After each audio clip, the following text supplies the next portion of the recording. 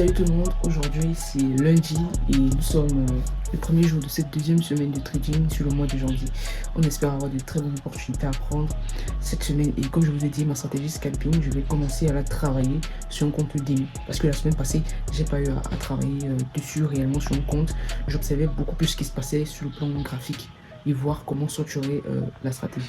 Alors j'ai déjà eu le temps de la structurer ce matin. Je vais vous faire une vidéo un peu plus tard pour vous montrer un peu tout ça. Sinon je suis épuisé. Je suis debout depuis 3 heures. Je suis vraiment épuisé. Sinon là je suis sur les graphiques. Je suis en train de mettre en ordre certaines choses que j'ai pas pu faire hier nuit parce que j'étais hyper fatigué et j'ai eu à travailler avec un abonné sur l'analyse des potentielles opportunités sur la structure sur la stratégie double structure. Potentiellement j'ai envie de pouvoir créer un groupe Telegram public ouvert à tout le monde pour parler de cette stratégie. Mais d'un autre côté, je ne sais pas si je vais pouvoir gérer le groupe parce que j'ai beaucoup de choses à faire. De la gestion du groupe, c'est ça qui me dérange. Donc je vais d'abord patienter et avoir vraiment du résultat en réel. Potentiellement valider des profils avec ces stratégies avant de créer un groupe Telegram où je vais partager en fait les analyses des points d'entrée de ces stratégies. Donc voilà tout ce que j'ai à dire ce matin, sinon je suis fatigué. J'ai envie de dormir. Bon les gars, voici les différentes transactions que j'ai déjà eu à prendre sur mon compte Propien. Notamment il y a ce trade sur le gold que j'ai pris avec la stratégie Breakzen qui consiste tout simplement à détecter une zone d'indécision, ça peut être un support ou une résistance, et à partir de cet indicateur qui nous donne la tendance en fait. Bref. Voilà. Bon là je vais vous montrer les différentes trades que j'ai pu prendre avec la stratégie Breakzen ce matin. L'analyse se fait de 8h à 12h heure française et actuellement l'heure française coïncide avec l'heure au Cameroun, donc j'attends les cassures des zones d'indécision qui peuvent être des supports ou des résistances. Et la stratégie elle est basée sur le fait qu'on doit d'abord représenter la journée précédente, c'est-à-dire la journée de vendredi, tracer le low et le high et le low de la journée de vendredi. Ici, ce qui va nous intéresser, c'est le low qui est justement ici à ce niveau. Et ensuite, attendre lundi une zone d'indécision qui peut être soit un support ou une résistance dans la direction du marché. Actuellement, on est sur une tendance haussière. Donc, on a eu cette zone d'indécision un peu molle où le prix a cassé, est revenu, cassé, reparti. Mais bon, le trade est en cours. Par contre, c'est un trade où le stop loss est énorme. Et bon, avec le gold, vous pouvez imaginer combien est-ce que je risque sur cette position. Malgré que je suis en 5 minutes, je risque 130 $, plus de 2% du capital. Donc, j'ai décidé de ne pas prendre un autre trade, justement parce que j'ai eu un autre setup ici sur l'US30 en vente. Bon, déjà ici, vendre ici me fait un peu façon parce que à partir de là, on est devenu baissier, mais on est vraiment pas sur une tendance baissière, même en M5.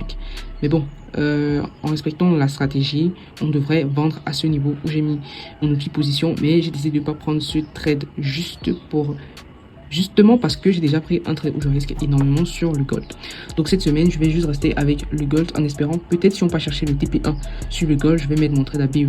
Sinon, je n'irai pas mettre mon trade à BE et je ne prendrai pas un autre trade. Ensuite, là on est sur l'US30. Ensuite, on a un trade qui pourrait être pris sur le GBP-CHF, mais ça c'est une cassure qui est assez bizarre. On casse, on revient, donc raison pour laquelle je n'aime pas trop trader le GBP-CHF. On passe le temps à ranger, on range, il n'y a pas grand chose.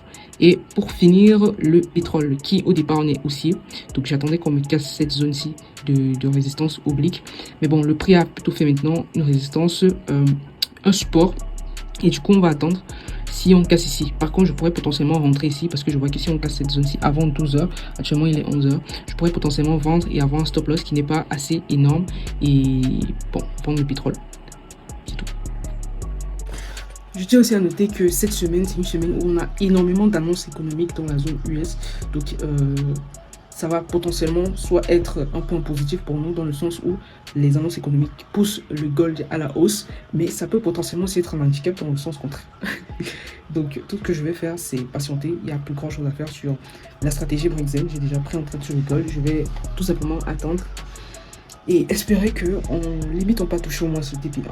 Et si on touche mon TP1 ou peut-être on dépasse le TP1, je crois que je vais pouvoir valider la première phase de mon challenge. Si et seulement si le marché part dans mon sens. Sinon les gars, ça va chauffer. Donc voilà ce qu'il y a. Je vais juste attendre 15h30 pour pouvoir travailler ma stratégie scalping. Et en dehors de ça, sur tout ce qui est double structure, il n'y a pas d'entrée. Notamment, je me dis que j'ai peut-être fait une erreur de fit close le trade sur le GBP USD. Donc là, parce que je vois que le dollar, depuis ce matin, il est très bearish. Et du coup, tout ce qui est corrélé au dollar prend de la valeur. Vous voyez que là, maintenant, je ne sais pas, est-ce qu'on va vraiment être baissier?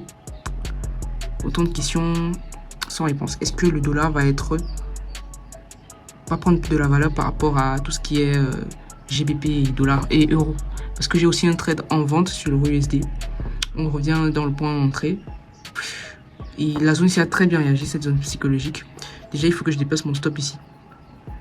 Ça ne sert plus à rien de le laisser un peu plus haut là-bas. Je vais le mettre ici parce que si on prise ce high, ça veut dire que le marché est reparti à la hausse. Donc voilà.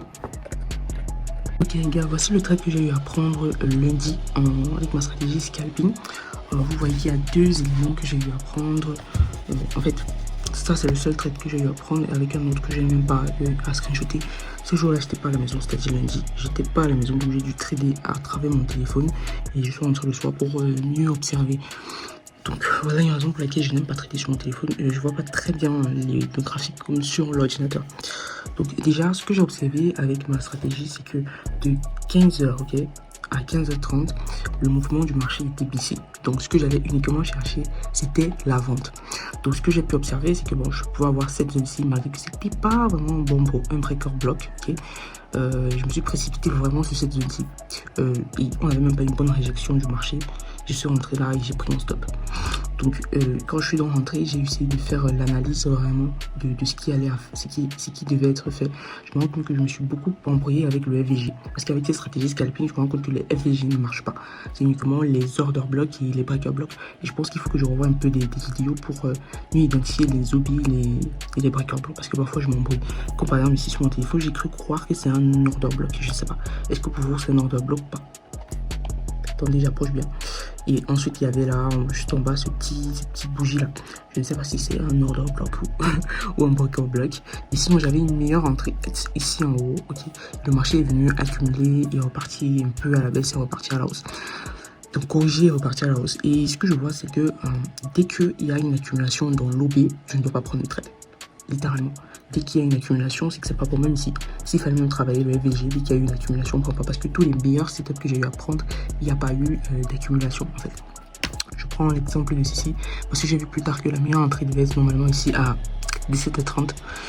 Ici on avait un OB, ok, moi j'ai pris ça comme un breaker block, parce que je pense qu'un order block, un breaker block, c'est un OB qui a été franchi et qu'on est venu retest. Je crois que c'est ça, à moins que je me trompe. Vous pouvez me corriger dans les commentaires.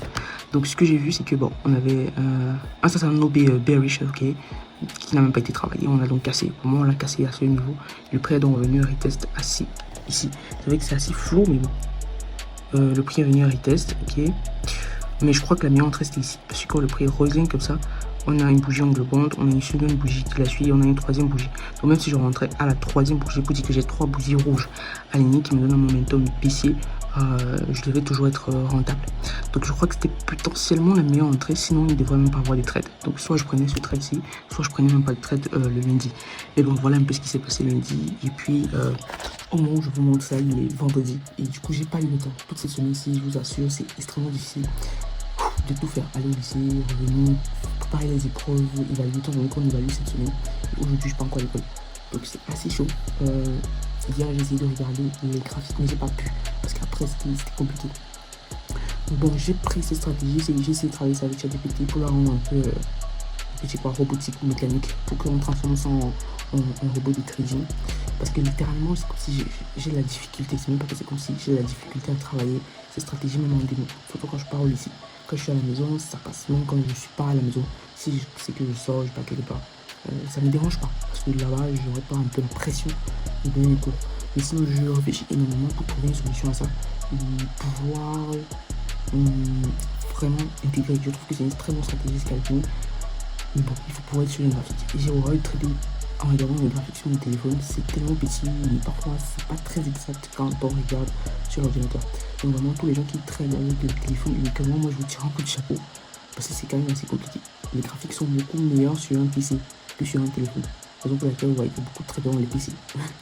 Ce qui dit que bon, on peut trader uniquement avec son téléphone, tout dépend de la stratégie. Mais avec la stratégie que j'ai ici, vu qu'on a un M1, il faut que je me rassure que les zones dans lesquelles je trade sont des zones assez intéressantes. Et je ne vous ai même pas dit, le previous daily high était ici, quelque part. Voilà, c'était quelque part ici, j'ai même pas eu à mettre ça. Et du coup, le prix était revenu sur ce prix du daily high, a fait un retest et il est reparti. Je crois que c'est aussi une stratégie que je vais intégrer.